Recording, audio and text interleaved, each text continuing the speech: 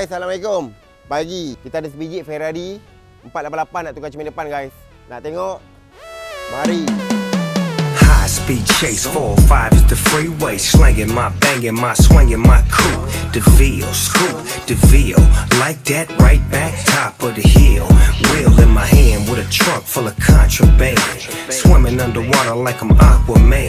I used to drink gin, now it's vodka, man. Boss dog is a baller, no propaganda. Pop your band, don't try and stop again. Dulu 488 ni pernah tukar cermin depan.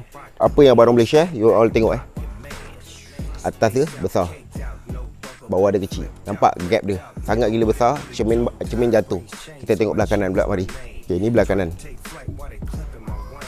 Nampak? Cermin terlalu tinggi.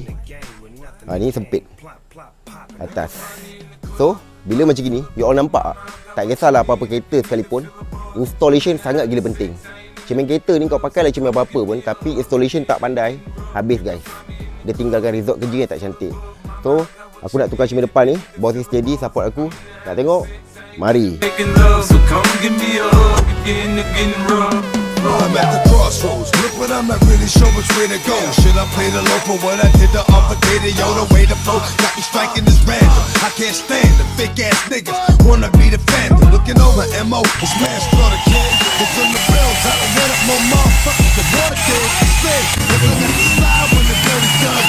Slide with that woman on the murder one. But as long as I got my back, I'm a hype. Stay out of sight while it's light. But then come out at night to make moves again, stomp the blues again. I know I'm going to hell, cause I choose to sin. All my motherfucking life I've been the devil's advocate. Mad niggas never even knew the devil had a kid, but he does. Guys, cermin dah buka. You all sendiri tengok ini adalah resort. Orang pandai pasang ke tak pandai pasang ke, dia tinggalkan resort lah.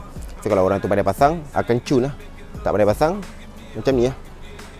Tengok belah kanan pula. Cuba tengok kat betul-betul.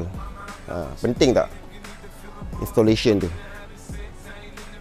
So pada korang semua jangan fikir, bang, nak claim insurance lah, ada free tinted tak? Free tinted tolak tepi. Installation gila penting, babe.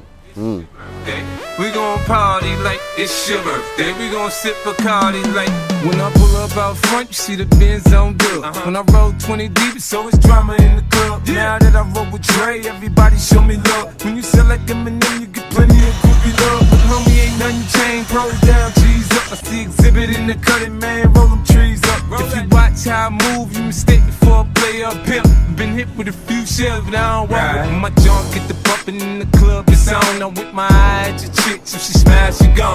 Hit the roof on fire, man. Just let it burn if they're talking about money, homie, I ain't concerned. I'm in the choke, I'm fully focused, man. My money on my mind, got a meal out the deal, and I'm still in the grind. Or we can go upside the head with a bottle of bug. Come on, they know where we be. You can find me in the club, bottle full of bug. Mama, I got what you need if you need to feel a buzz. I'm into having sex, I ain't into making love. So come give me a hug if you're into getting rough. You can find me in the club. When I come to your town, bow down. When I'm westward bound, bow down.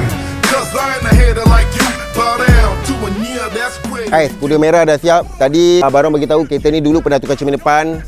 Cermin dia jatuh, gap satu jari. Belah kiri memang gap teruk gila. Bila dah siap, you all tengok cantik je.